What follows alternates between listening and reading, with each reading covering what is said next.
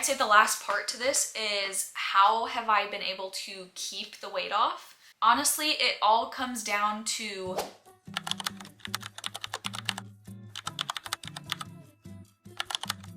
if you have clicked on this video, you obviously read the title and you may be at the beginning of your fitness journey or just wanting to know more information on the topic. For those of you who don't know me, hi, my name is Brighton. This is actually my first YouTube video. I can't believe I'm actually saying that because honestly, it's been a long time coming. I really wanted to get down to the nitty-gritty of my fitness journey, my timeline. What's really funny is I literally have notes on this subject because I just want to give so much value. So let's get into it. There's gonna be a quick disclaimer. I hope you guys understand. I'm gonna be showing pictures and maybe video from where I was, and I don't want that to be hate on myself. I think I looked totally fine before. I want this to be a positive experience, not me or you hating on the body you have, because it is your vessel and it is just the most important thing ever. So treat it with respect and with love. Thank you. So I am what you would call a retired sports girl. I used to play soccer literally my whole life competitively. I was always running, I was always active. Later on in high school, when I realized that that wasn't for me anymore and I quit soccer, that's when things really took a turn because I wasn't being active. I didn't have those skills and that knowledge by myself. It was always someone else telling me what to do. Yeah, that's kind of where my journey, I guess, begins. If you've been in competitive sports and you quit, you know how fast, your body starts looking different because you're not exercising. And I was eating crazy amounts because my appetite was never an issue. Honestly, it took me a few years to finally realize that enough was enough. I knew I didn't love who I was. I knew I didn't love the habits that I created for myself, and I genuinely just wanted to change. I'm gonna tell you guys something because I already feel like you're my friend. You know when you just hit like rock bottom?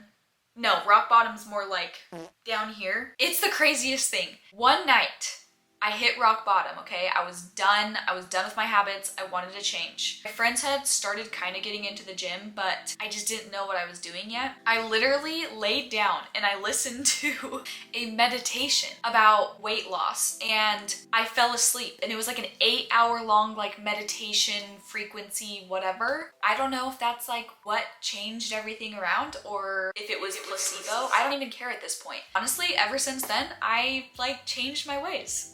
I don't know. Okay, so now I'm in the gym. My friend honestly got me into the gym, which I thank him every single day for that. I would go to this other gym because I was too uncomfortable to go to the gym that he would go to because there's way more people. So I started out with machines and really started out as a cardio bunny.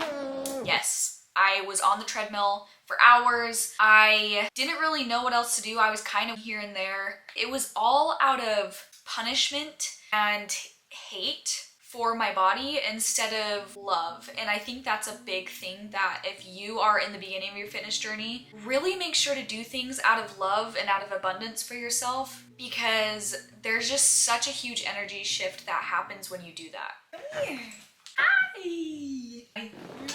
From cardio bunny, there was a huge time where I started shifting. I started researching more. I started looking at YouTube. I found my girl Whitney Simmons. Crazy story, I actually sat next to her on a plane when I was like 11. I found Greg Doucette, Jeff Nippard, so many YouTubers that just like completely opened my eyes to the fitness world and what the fitness world could be. That's what I would encourage you to do. Follow people that you admire, that you feel in your heart gives good advice. Okay, I'm in the gym. I'm weightlifting. The grind happens, okay? I start weightlifting consistently. I learn about nutrition, which this is the biggest thing.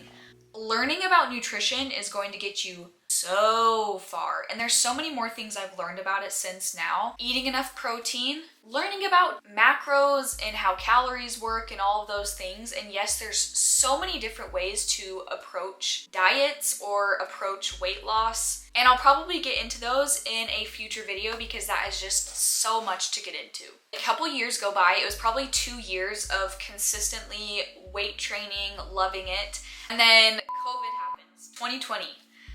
Gosh, I just never wanna utter those words again. Sorry, trigger warning.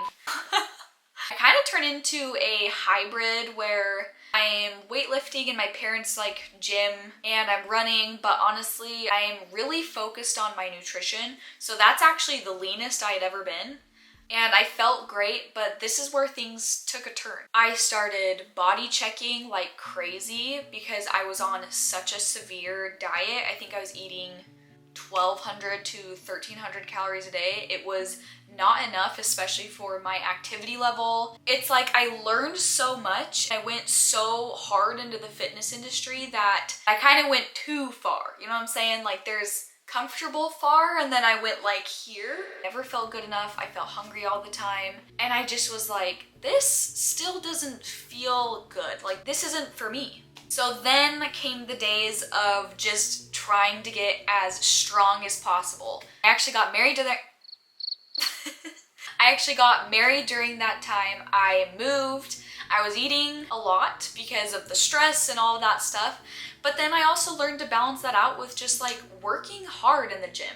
But working hard in a way where you actually like it. Like it wasn't punishment. I worked out every single day like it was my job.